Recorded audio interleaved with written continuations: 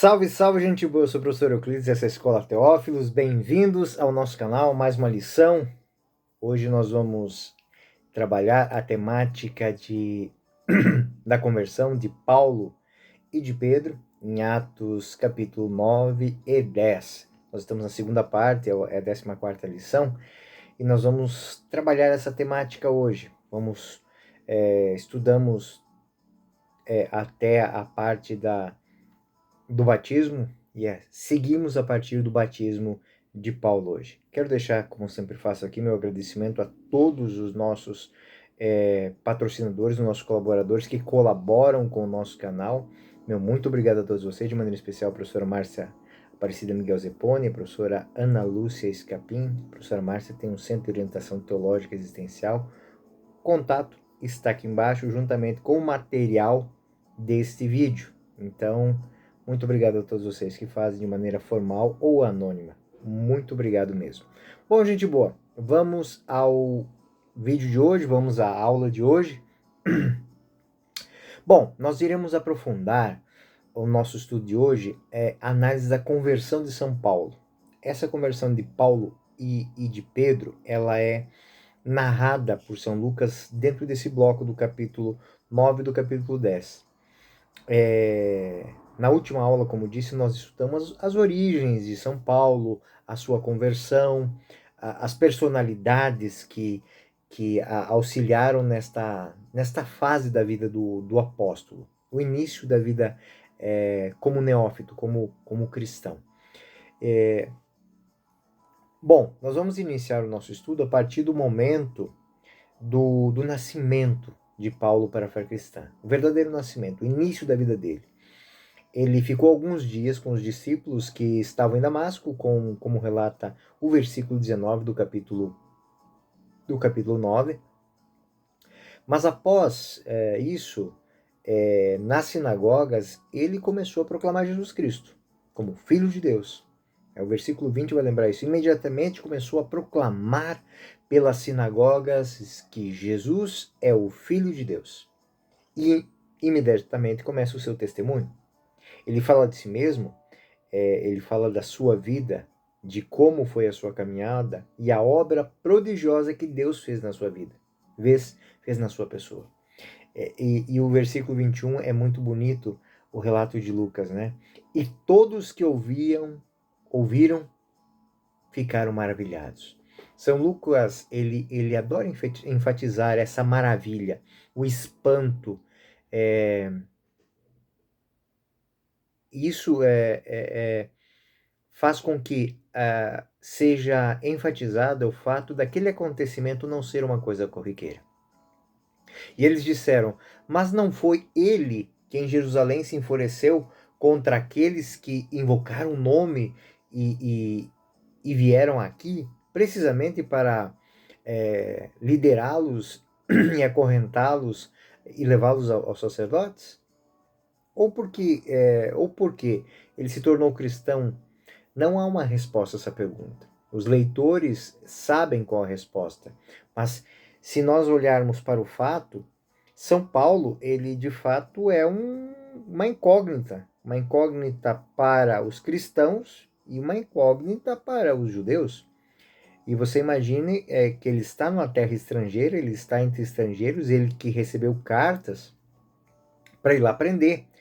E agora, possivelmente, daqui a pouco, os judeus vão pedir cartas às mesmas autoridades para que contenham este homem. Né? Este homem agora ele está pregando Jesus Cristo. Ele está fazendo exatamente o contrário daquilo pelo qual ele foi. Então, ele se torna, para os judeus, do ponto de vista dos judeus, um traidor. Né? E Saulo, no versículo 22, uma colocação de São Lucas muito interessante. Saulo, porém, sentia crescer o seu poder e confundia os judeus de Damasco, demonstrando que Jesus é o Cristo. Então, São Paulo, depois nas suas cartas, ele vai usar uma expressão,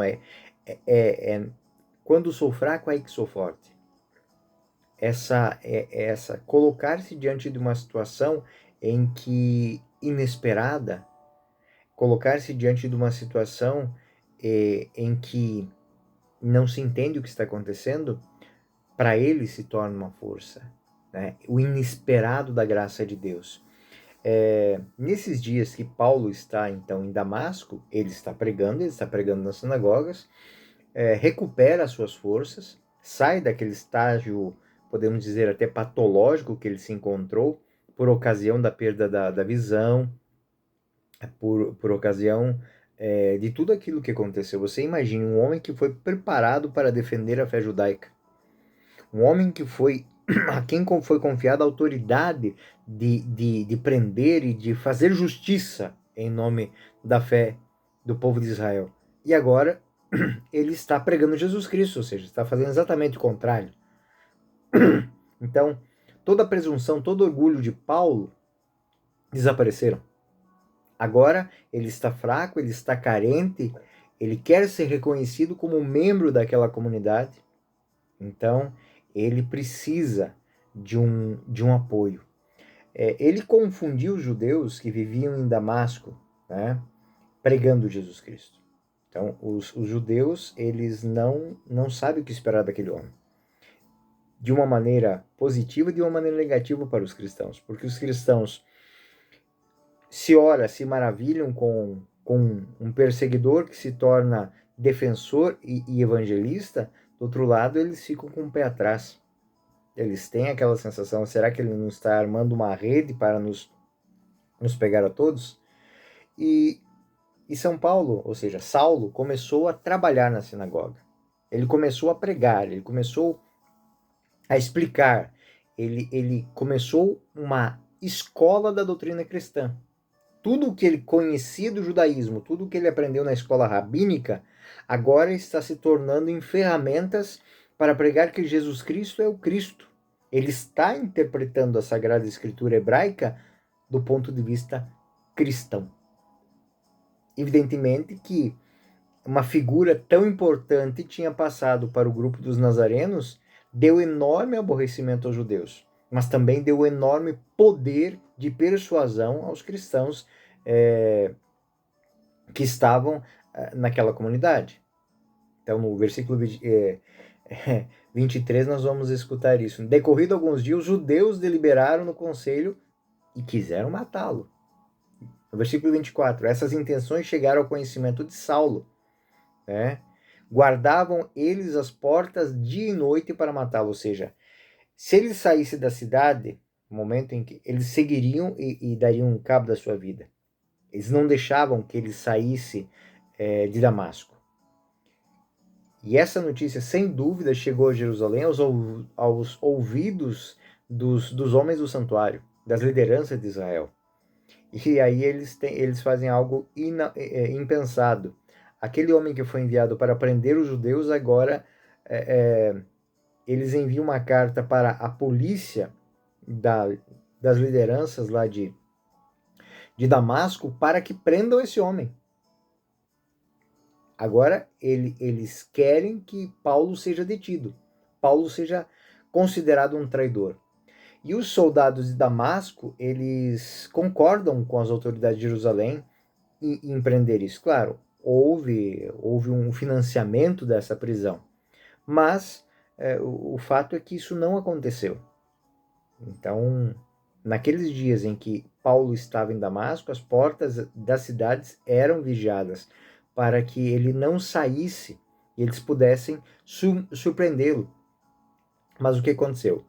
Mas os discípulos tomaram Saulo à noite e fizeram descer pela muralha dentro de um cesto.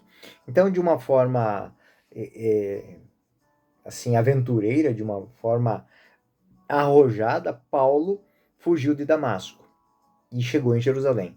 Chegando em Jerusalém, ele tentou se juntar aos discípulos, mas imagine, ele é responsável pela morte de Estevão, pela perseguição, pela prisão de muitos. Então, como diz o versículo 26, todos temiam ele. Eles não queriam que ele se tivesse tornado discípulo. Eles não queriam, não. Eles não conseguiam acreditar que aquele homem perseguidor se tornou agora um defensor. E os primeiros passos de Paulo como cristão São passos muito difíceis. Podemos dizer que são até dolorosos, porque ele se encontra numa solidão tremenda. Ele não é aceito pelos cristãos e ele é perseguido pelos judeus. O grupo dos cristãos em Jerusalém não confia nele. E assim, não podemos nem questionar eles, não podemos culpá-los disso. Ele tinha feito poucas e boas. Então, esse homem feroz contra os judeus agora se apresenta como um discípulo e eles têm medo disso. Né? Como disse, algumas hipóteses foram levantadas que aquilo não passava de um truque, né? De um truque para pegar todos de uma maneira, conhecer o grupo, saber as rotinas do grupo. Então, os cristãos tinham medo dele. Paulo, ele vive uma situação de quase marginalização dentro do grupo cristão. E aí surge a segunda personagem importante. A primeira personagem é quem? É Ananias. Ananias que ouve a voz do Espírito de Deus, do Espírito Santo, e vai até ele, cuida dele, trata dele, o batiza e o insere na comunidade de Damasco. Porém, em Jerusalém não tem Ananias. Em Jerusalém ele está sozinho querendo se aproximar de uma comunidade que tem medo dele. Se não fosse Barnabé, talvez o seu caminho, o caminho daquilo que a gente conhece hoje de Paulo, não seria o mesmo caminho que nós, hoje, a Sagrada Escritura nos revela. Além de Paulo, de Barnabé, Ananias também é lembrado por Paulo como dois homens generosos. Generosos porque eles pararam para escutá-lo. Pararam para entendê-lo.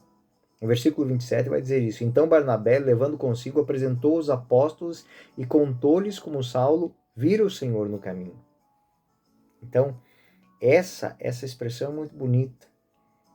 Como o Senhor lhe havia falado e como em Damasco pregara com desassombro o nome de Jesus Cristo. Então, como é que a gente pensa? Como é que Barnabé sabia? Barnabé, como Ananias, teve a coragem de ouvir, de confiar em Paulo. Ele simplesmente deixou que aquele homem apresentasse, dissesse qual a motivação. E Paulo foi quem contou a experiência a Barnabé e acreditou nele e pessoalmente o apoia. Barnabé tem uma certa influência naquela comunidade, então a situação de Paulo começa a mudar, motivada pela credibilidade que Barnabé possuía na comunidade. Então essa influência sobre as autoridades cristãs de Jerusalém faz com que se torne para Saulo, para Paulo, uma credencial. Então ele assume a responsabilidade por Paulo.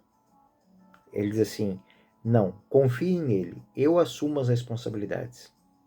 E aí o versículo é muito interessante, o versículo 28 diz: daí por diante permaneceu com eles, saindo e entrando de Jerusalém, pregando destemidamente o Senhor. Falava também, discutia com os helenistas. Ele, imagine, alguém que foi formado por Gamaliel, ele tinha o mesmo ímpeto de pregador e a mesma capacidade de interpretar as escrituras que o seu companheiro, Estevão, que tinha sido martirizado. Então, os helenistas, ou seja, os judeus de origem helênica, que falavam a língua grega, que tinham cultura grega, mas que viviam a religião cristã, desse grupo, a qual ele perseguia, agora ele discute. Então, a perseguição para os judeus não é uma perseguição violenta, mas é uma perseguição inteligente. Ele não quer mudar a vida das pessoas através da força, como ele estava fazendo antes. Ele quer convencer, ele quer persuadir. Persuadir através do quê? Da sua sabedoria, da ação do Espírito Santo através dele, que faz com que ele explique àquele povo a Sagrada Escritura com o viés cristão.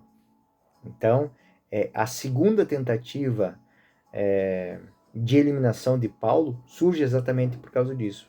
Eles não conseguiam falar, eles não conseguiam debater com esse homem que era um dos maiores teólogos judeus e que agora se torna um cristão. Então, tudo que ele conhecia da fé judaica se torna a ferramenta para ele fazer uma releitura da antiga tradição com o olhar do Evangelho. Versículo 30 vai lembrar que os irmãos informados acompanharam ele até Cesareia, ou seja, Paulo, se ficasse em Jerusalém, seria trucidado, seria morto. Eles tentaram, né, matar Paulo várias e várias vezes, né? Mas Paulo ele se mantém tranquilo, ele está fazendo com uma tranquilidade, com um destemor impressionantes. Ele vive ainda os momentos de solidão dele, ele vive os momentos de desconfiança, porém, agora o foco dele é pregar Jesus Cristo. Ao se tornar cristão, Paulo ele faz uma experiência de conversão que é muito importante e é exatamente dentro desse bloco que a gente tem que entender isso. Paulo é a prova de que as convicções das pessoas elas sempre terão o espaço para uma evolução, para uma transformação, para uma melhoria. Mas quando essa melhoria chega de fato na vida da pessoa, uma quebra de paradigmas. As perspectivas humanas de comunidade, elas mudam totalmente. Então, qual o intuito de São Lucas relatar isso nos Atos dos Apóstolos? Porque essa é a experiência de muitas pessoas. Essa experiência de muitos pagãos e estrangeiros que vão se converter. Homens que não viveriam aquela vida de cristão nunca no outro tempo, mas são tocados pela graça de Deus e são convencidos pelos argumentos dos pregadores cristãos a mudarem de vida. Então, aquele que era talvez a maior promessa como um grande rabino da academia do templo, agora está no santuário pregando Jesus Cristo.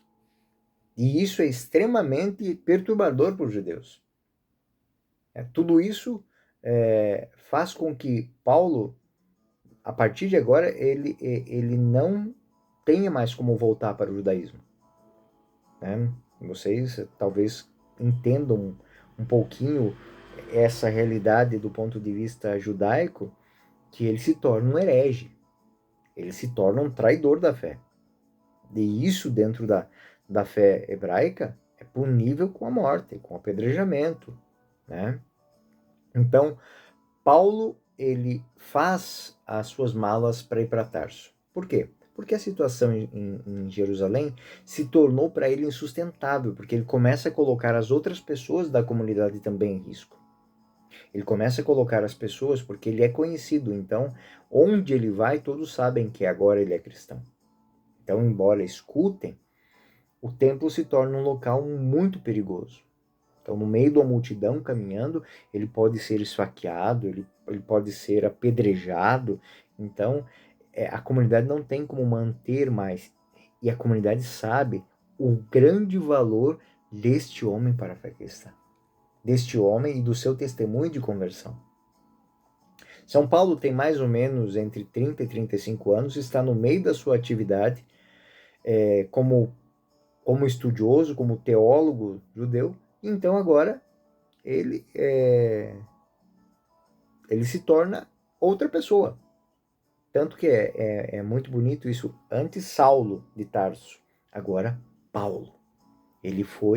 O batismo lhe deu um novo começo, uma nova identidade.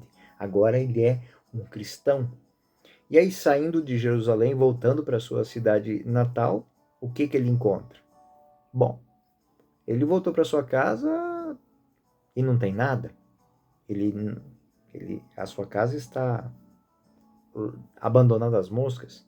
Quando ele chegou em Tarso, imagine o que a sua família, o que o seu povo disse a ele, né? Você que foi para Jerusalém e era a grande esperança de ser um grande que tinha suas ambições, agora você volta para casa, você não tem nem emprego, você não tem autoridade, você é um sem-teto, um João Ninguém, né? Mas o que ele tem? Paulo tem algo que antes ele não tinha. E isso é o grande valor. E isso é o motivo pelo qual Lucas faz questão de contar. Ele tem tudo. Ele tem a fé em Jesus Cristo. E é nesta fé que se encontra a sua fortaleza, né? Então, como rabino, ele tinha emprego. Agora ele não tem emprego. Ele tem o que? A sua profissão manual. Ele era um fabricante de tendas, de cortinas, né? De tapetes. E talvez não, com certeza, ao voltar para Tarso, é isso que ele tem que fazer. Ele tem que começar do zero, né? Alguns anos depois, junto com Barnabé, Paulo, ele vai custear a sua pregação, a sua vida de pregador, trabalhando como fazedor de tendas, como tecedor de tapetes. Em uma das cartas ele vai dizer que ele se orgulha de que não foi pesado a ninguém. Ninguém teve que sustentar ele. Ele buscou com o suor do seu rosto manter a sua missão, né? Então, no momento que ele chega a Tarso, ele vai ficar por algum tempo em Tarso, em silêncio, em meditação, né? Se preparando, entendendo, refletindo tudo o que tinha acontecido na sua vida, transformando toda a sua experiência de fé em algo que depois vai transformar. E é o versículo 31 que a igreja gozava então de paz em toda a Judéia, Galiléia e Samaria. Estabelecia-se ela caminhando no temor do Senhor, e a assistência do Espírito Santo fazia crescer em número. Então, Lucas vai, nos últimos versículos, deixar isso bem claro. Ou seja, cessou a perseguição judaica, porque o seu grande expoente se torna cristão. Então, o segundo na linha, não tem o mesmo poder de persuasão e é invariavelmente derrotado nas disputas. Então, nós temos agora Paulo, que está em Tarso, e surge o segundo grande personagem desse bloco, Pedro. Pedro que vai a Tarso fazer o quê? Uma visita pastoral, uma visita à comunidade. E aí, nós estamos dentro desse bloco tratando a conversão. Mas Pedro precisa de conversão? Pedro, como é a conversão? O que a gente imagina da conversão de Pedro? Ele é apóstolo de Jesus, conhece Jesus Cristo, está pregando Jesus Cristo. Nós temos que lembrar de uma coisa. Pedro, ele conhece Jesus Cristo, testemunha Jesus Cristo, sabe quem é Jesus Cristo, mas ainda pensa como um judeu e vive como um judeu, numa comunidade que tem origem judaica e tem cultura judaica. Mas não foi para isso que ele foi chamado. Ele foi chamado para ser a cabeça. E a cabeça não pode ter a sua visão bitolada a uma única realidade. Ele tem que abrir o seu leque, ele tem que expandir os seus horizontes. E nessa visita pastoral de Pedro a Tarso, de Pedro, aquela região da Lídia, de Jope, as cidades do Mediterrâneo, ele vai ter essa experiência. Ele vai ter esse encontro com ele vai abrir a sua mente, ele vai abrir o seu coração, o seu espírito para uma nova realidade de fé, uma nova realidade de vida cristã. Algo vai mudar, ou seja, ele vai viver um momento de conversão. E exatamente por isso que Lucas coloca isso aqui. Se aquele que era judeu, o mais forte entre os judeus, o mais observante entre os judeus, se torna cristão, ele se converteu. Mas aquele que era cristão, que era testemunha de Jesus Cristo, se ainda continua a pensar de uma maneira velha, ele também necessita de conversão. E aí ficamos com esse grande ensinamento sobre a vida em Cristo. A vida em Cristo exige daquele que abraça a fé em Cristo uma conversão cotidiana. Um apóstolo precisa, para desempenhar a sua missão, converter o seu coração, mudar a sua concepção de mundo, para que Cristo possa expandir, Cristo possa usá-lo de uma maneira eficaz na evangelização. Então, no versículo 32 do capítulo 9, nós vamos fazer uma pequena ruptura. Nós vamos deixar um pouquinho de lado Paulo e nós vamos focar em Pedro. Então, deixando Lucas concentra essa visão de conversão, esse estudo sobre a conversão, esse bloco da conversão em Pedro. E ele introduz um longo, mas importante episódio que é do encontro de Pedro com o centurião Cornélios. Né? Para enquadrar esse encontro, ele apresenta a visita do apóstolo a várias cidades, como disse, a Lídia, a Jope. Pedro está fazendo uma visita pastoral à costa do Mediterrâneo. Pedro caminhava por toda parte, de cidade em cidade. Também desceu com fiéis a Lidas, e ali fez o milagre, a cura do paralítico Enéas, né? Muitos outros milagres são contados. Esses milagres têm um simbolismo de libertação, ou seja, através de Pedro, da mesma maneira que através de Cristo, porque Cristo continua a obra, Pedro continua a obra de Cristo, o povo é libertado, as comunidades são. Essa é a missão do apóstolo, levar a libertação em nome de Jesus Cristo. E aqui, no versículo 33 e 34, é narrado, então, o encontro com Enéas e a cura de Enéas. Ou seja, Enéas, Pedro vai dizer no versículo 34, Pedro vai dizer, Enéas, Jesus Cristo cura você. Levanta-te, sai de sua cama, levanta-te e anda. Imediatamente ele se levantou. Então esse levantar-se que acontece com Estevão, esse levantar-se que acontece com Felipe, esse levantar-se que acontece com o servo o servo da rainha etíope, todas essas Lucas está colocando, mostrando que a cura, a paz, a libertação fazem parte da missão de Jesus Cristo, de levar a libertação. O segundo episódio milagroso acontece não mais em Lida, mas em Jope, e a respeito da ressurreição. Em Jope havia uma discípula chamada Tabita.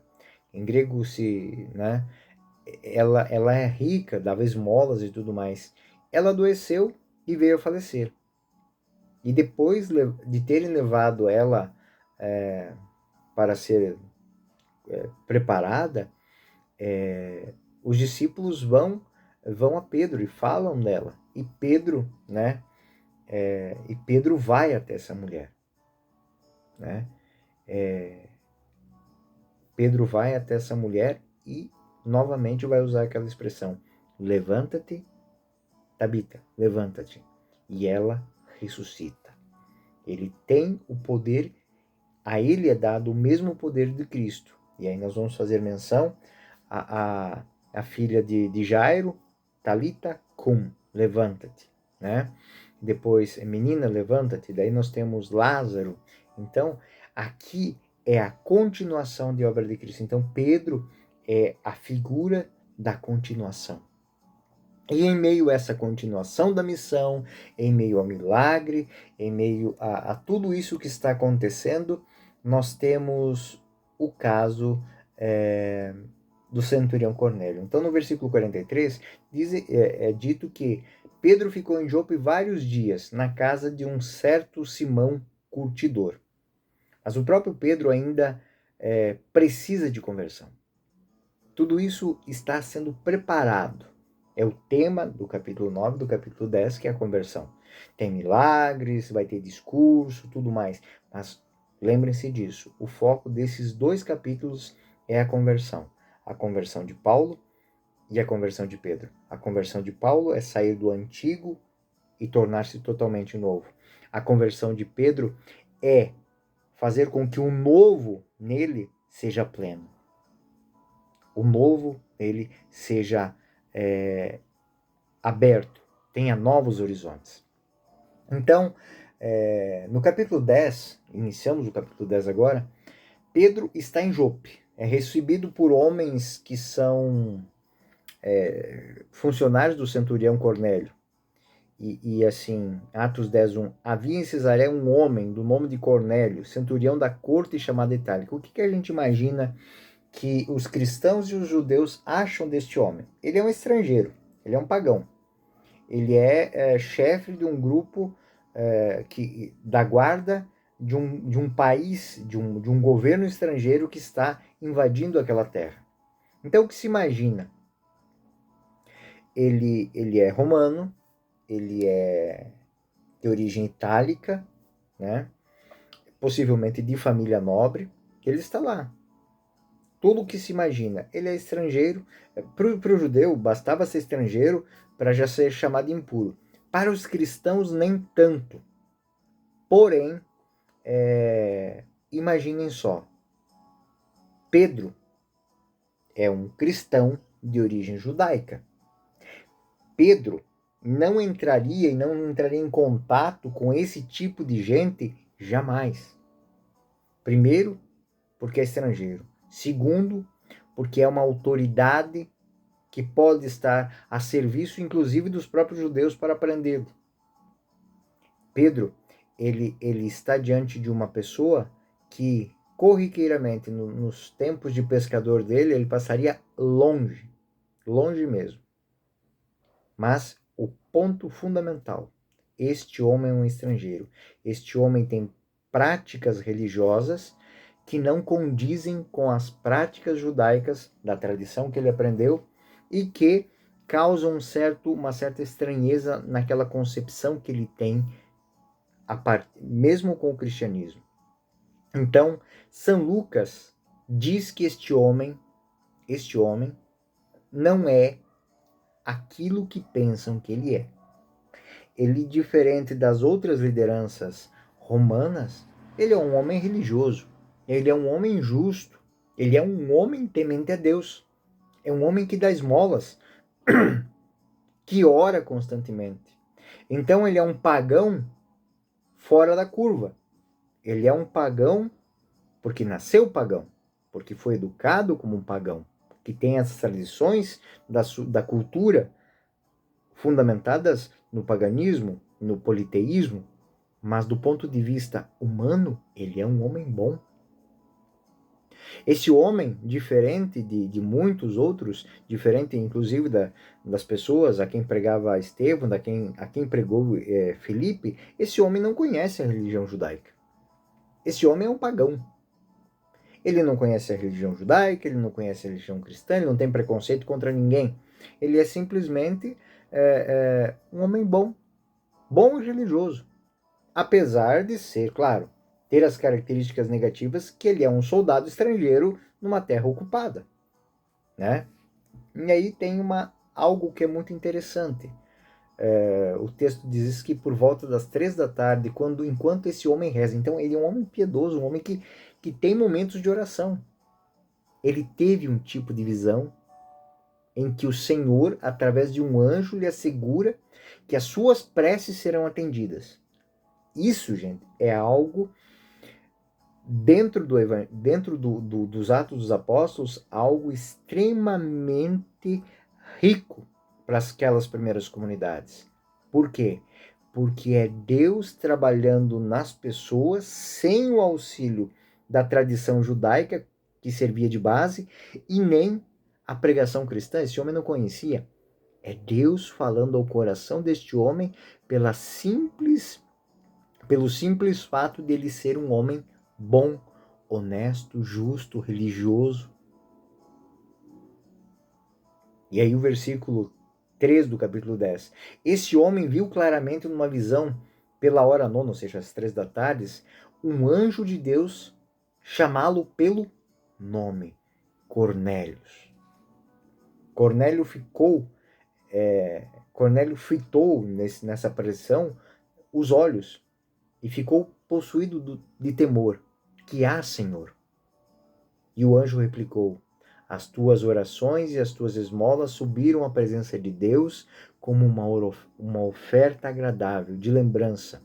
Agora envia homens a Jope e faz vir um certo Simão, que tem por sobrenome Pedro. Ele se acha hospedado na casa de Simão, um curtidor, cuja casa fica junto ao mar.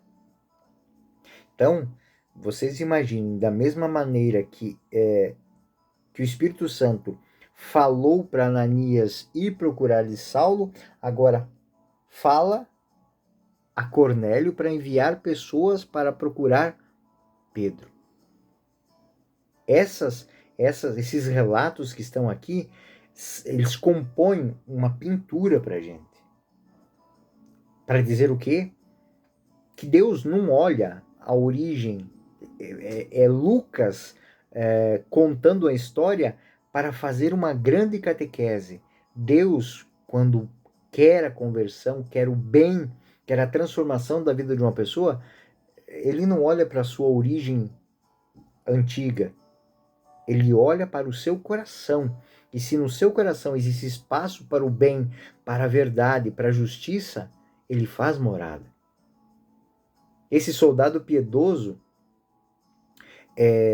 manda então a Jope alguns dos seus funcionários. Eles vão, e aí vem aquilo que é mais maravilhoso. Por outro lado, Pedro está em Jope. E Pedro tem uma visão onde ele, judeu, fica estarrecido, porque é um pano onde tem comida e bebida de coisas que, segundo a tradição judaica, são impuras. E Deus diz: come. Não, Senhor, jamais. Se eu estou dizendo que é puro, por que você vai dizer que é impuro? Eu estou purificando. E isso fica na cabeça de Pedro. Ele não entende o que está acontecendo. Se Deus purificou no versículo 15, não chames tu de impuro. Depois dessa visão, tudo aquilo que é impuro, né? Imagine um judeu vendo isso. Todos aqueles alimentos que são, na concepção judaica, impuros, são recolhidos e ela é levada ao céu. Ou seja, não é impuro, porque senão não entra no céu. Essa é a mensagem que está ali. Pedro não sabe o que fazer com esse ensinamento. Pedro não sabe o que fazer com essa. E no mesmo momento em que ele está tendo essa visão, chega a casa homens à busca dele. A primeira coisa que ele deve ter pensado: me vieram me prender. Me encontraram. Ele já tinha passado momentos difíceis em Jerusalém. E agora eles descobrem que ele está em Jope e querem prendê-lo. No entanto, Pedro ouve uma voz interior. E é bonito que São Lucas coloca isso de uma maneira muito clara. Enquanto Pedro refletia sobre a visão, disse-lhe o Espírito Santo: eis aí 3 homens que te procuram. Novamente aquela frase: levanta-te. Levanta-te é um convite à conversão, é um convite à libertação. Então tudo isso que está acontecendo está servindo na vida de Pedro como um grande momento de conversão. Mas não é aqui o abandono a pecado, mas uma maneira de pensar e de viver que não é livre, que não é verdadeira, é cheia de preconceitos, de preconcepções, de mal entendimento e que estão tão arraigadas na vida de Pedro que ele não consegue ver além disso. E aí nós temos um paralelo entre a vida de Pedro e de Paulo, porque Paulo não conseguia ver Cristo porque ele estava diante do muro da lei. Pedro não consegue ver a fé cristã e a expansão que a fé cristã precisa fazer e ampliar os horizontes porque ele tem o mesmo problema de Paulo. Ou seja, seus olhos não conseguem ver para além da cultura. Paulo se converte por esse ponto de vista, antes de Pedro. A conversão de Pedro, ela é mais tardia. Paulo, no momento em que encontra Jesus Cristo, tudo cai, tudo muda. Ele passa por um momento de reflexão de tudo aquilo que ele passou e se torna uma pessoa totalmente diferente. Pedro, depois de toda essa caminhada, ainda está vivendo o judaísmo original dentro da sua vida. E o versículo 20. Pedro, levanta-te sem hesitar, porque sou eu que os enviou. E aí Pedro decide, com coragem, ir conhecer aqueles soldados e, sem hesitação, sente que por detrás disso existe um projeto de Deus. Pedro desceu ao encontro dos homens, o versículo 21 vai dizer isso. Eis-me aqui. Sou eu a quem buscais. Qual o motivo que viesses aqui?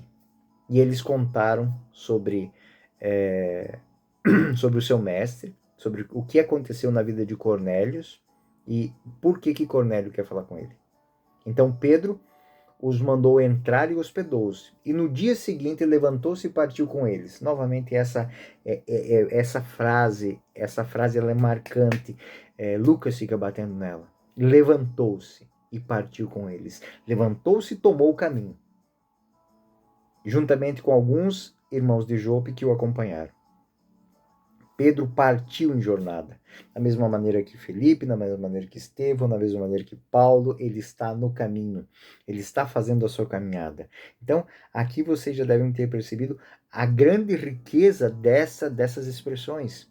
A conversão se dá no caminho. A conversão está no caminho saber entender o que está acontecendo. Então, Pedro, que era muito obtuso, podemos usar essa palavra, obtuso, em entender o que estava acontecendo na sua vida, e ele tem esse limite, o limite da sua cultura, né? Ele demora muito mais que Paulo para mudar sua mentalidade. Pedro tem que mudar a mentalidade da mesma maneira que Paulo mudou a sua mentalidade. Por quê? Porque a missão dele não é exclusivamente para os judeus. Ele tem que expandir, ele tem que deixar que a missão se expanda. Então, ao chegar na casa de Cornélio, quando Pedro estava para entrar, Cornélio saiu para recebê-lo e prostrou-se aos pés para adorá-lo. Olha isso. Para aquele homem, Pedro era alguém de um valor. Isso aqui é muito interessante. Quando um verdadeiro cristão vai ao encontro de alguém que deseja Cristo, isso muda aquela vida. Então, Lucas está retratando isso, contando isso. E Pedro, ele ergue Cornélio e diz assim: levanta-te, também sou um homem como você. E falando com ele, entrou e achou ali muitas pessoas que tinham se reunido a ele e disse, e aqui é o grande momento da conversão de Pedro. Aquele homem foi ao encontro de Pedro, mas entrar na casa de um pagão, entrar na casa de um estrangeiro, para um judeu, era passar um limite sem volta. É um passo decisivo. Ele vai entrar na casa de um estrangeiro. Isso é proibido. Isso é terminantemente proibido a um judeu. Só que aí ele se dá conta que ele não é mais judeu. E que aquele homem também não é mais pagão. É um irmão seu. É um irmão que Deus preparou para que ele assuma como seu, como responsabilidade. Então, esse homem o acolhe em sua casa. Este homem, ele convive com ele. Ele passa a ter intimidade com este homem. Ele entra na casa. E essa casa está cheia de pessoas que, como Cornélio, querem Cristo. E aí nós temos algo muito bonito. O discurso do novo Pedro. O discurso do Pedro convertido. Vós sabeis que é proibido a um judeu aproximar-se de um estrangeiro, ou ir à sua casa. Todo dia Deus me mostrou que nenhum homem deve ser considerado profano ou impuro. E aí Pedro entendeu os animais, o puro e o impuro. Se Deus faz puro, se Deus prepara, quem sou eu para dizer que aquele homem é impuro? Quem sou eu para dizer que aquela casa é impura? Quem sou eu para dizer que aquela pessoa não tem direito à salvação? E essa é a grande beleza desse texto. Durante esse tempo da jornada de Pedro, ele não tinha nenhuma ideia de que Deus estava preparando ele para aquele momento. E aí ele se dá conta. E ele dá uma resposta para aquela comunidade, para aquelas pessoas, mas essa resposta é para si próprio. Vós sabeis que é proibido a um judeu aproximar-se de um estrangeiro e da sua casa, mas Deus me mostrou que nenhum homem deve ser considerado impuro. E aqui passa, isso se expande para a igreja. A igreja não tem mais o limite do estrangeiro. Por isso eu vim sem hesitar, logo que fui chamado. E aí eu pergunto, por que motivo me chamastes? Cornélio conta tudo o que aconteceu com ele, e aí então Pedro toma a palavra, e aí em verdade reconheço que Deus não faz distinção de pessoas, e aí Pedro se dá conta de que da mesma maneira que ele foi preparado para estar ali naquele momento, tendo o seu momento de conversão, Cornélio também foi preparado. Por quê? Porque Deus age para que a conversão aconteça para qualquer pessoa. Todos vão se tornar agradáveis a Deus diante dessa justiça. Deus olha o coração, não olha o passado. Então, o que Deus quer é que aquela pessoa que busca encontre. E Deus enviou a sua palavra aos filhos de Israel, anunciando a boa nova da paz, marca da conversão. Porque ele não usa mais pecado, ele não usa mais morte, a boa nova da paz, por meio de Jesus Cristo. Então, ele não poderia pregar aos pagãos que não têm a visão de pecado, como os judeus têm, de impuro, de delitos espirituais, mas Cristo trouxe a essas pessoas paz. Ele não se refere às Escrituras, porque Cornélio e aquelas pessoas daquela casa não conhecem. Então Pedro converteu a sua maneira de pregar Jesus Cristo. Não é somente quem tira o pecado do mundo, mas é aquele que dá paz. Ele parte daí. Depois ele vai dizer que é o desejo, a conversão, a mudança de vida. Ele vai fazer então o querigma. Nos versículos 38, 37, 38, 39, ele vai falar de Jesus Cristo.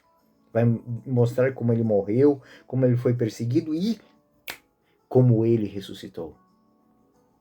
E nós somos testemunhas. Deus o havia predestinado. E nós comemos e bebemos com ele depois que ele ressuscitou. Então, por essa razão, nos tornamos testemunhas. E ele nos mandou pregar ao povo e testemunhar que ele nos constituiu, foi constituído por Deus, juiz dos vivos e dos mortos. É um querigma sintetizado. Versículo 43. Dele todos os profetas dão testemunho, anunciando que todos os que nele crerem receberão o perdão dos pecados por meio do seu nome. E aí acontece algo extremamente maravilhoso. O mesmo Pentecostes que aconteceu lá em Jerusalém acontece aqui. Acontece na casa deste homem. O Espírito Santo age nesses homens, se manifesta nesses homens. Ou seja, esses homens não são batizados, esses homens são pagãos, mas o Espírito Santo fala através deles. Em outras línguas, no versículo 46, eles começam a glorificar a Deus. É um novo Pentecostes. Isso Pedro reconhece porque ele tinha participado do primeiro, agora está acontecendo outro Pentecostes. Então ele não tem mais o que fazer. Então Pedro pensa em alta voz. Porventura, pode-se negar a água do batismo a esses que já receberam o Espírito Santo como nós? Não. Então eles receberam o Espírito Santo antes de serem batizados. E Pedro os batiza porque percebe que eles receberam o Espírito Santo. Se Pedro é testemunha de Jesus Cristo, Pedro também é testemunha do Espírito Santo. Pedro sabe exatamente distinguir a ação do Espírito Santo e a experiência do Espírito Santo. E é muito bonito, porque isso é uma nota teológica muito importante, porque vem até os dias de hoje. Porque a celebração do batismo traz um evento de uma graça misteriosa que ocorre na vida da pessoa. Na verdade, quando um batizado adulto, ele é convidado a fazer a profissão de fé, exatamente o que fez Cornélio. Cornélio fez a sua profissão de fé, eu acredito em Jesus Cristo. E aí por isso que ele recebeu o Espírito Santo. Então, esse dado é muito importante para a gente entender o batismo de adultos para nós cristãos. Ou seja, a profissão de fé, a convicção de que Cristo é o Senhor. E aí o Espírito Santo age. E aí eu posso ser batizado. E aí eu posso receber a plenitude do Espírito Santo. Então, esse eu creio. Quem crer e for batizado será salvo. Quem crer e for batizado. Né? A fé é uma conquista do homem pela parte de Deus. E é isso que Pedro entende a partir desse momento. Pedro entende que aqueles homens daquela cidade, eles foram preparados para se encontrar com Cristo. E ele estava lá, Pedro, para levar Cristo na medida que aqueles homens mereciam. Ele teve que fazer a sua conversão para se tornar um instrumento de conversão na vida dos outros. E essa é a grande temática do capítulo 9 e do capítulo 10. É isso que Lucas quer que a gente entenda. Que não importa se eu cheguei hoje ou se eu já estou na igreja há muito tempo, todo dia é um dia de conversão. Todo dia é um dia de reflexão. Todo dia é um dia de expandir a nossa mente para entender o outro e reconhecer no outro a presença de Cristo. E quando eu tiver esta convicção dessa presença, eu tenho que fazer morada. Eu tenho que ter cuidado, eu tenho que ter respeito, eu tenho que ter amor, carinho para manter aquela chama, aquele fogo do Espírito vivo naquela pessoa, ajudando de qualquer maneira. E é aqui que a gente entende o valor dos padrinhos no sacramento do batismo. Essas pessoas são da mesma maneira que foi Barnabé e que foram Ananias na vida de Paulo. E que Pedro será na vida de Cornélio. Alguém que está lá para entender e expandir o universo de Cristo no caminho. Mas para isso é necessário levantar e andar.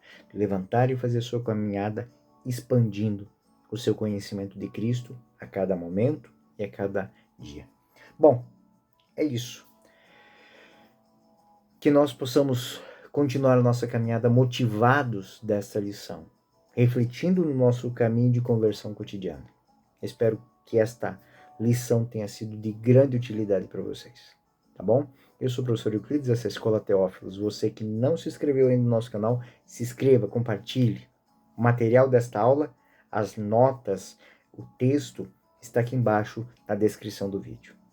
A paz esteja conosco e permaneça no meio de nós. Até a próxima. Fiquem com Deus.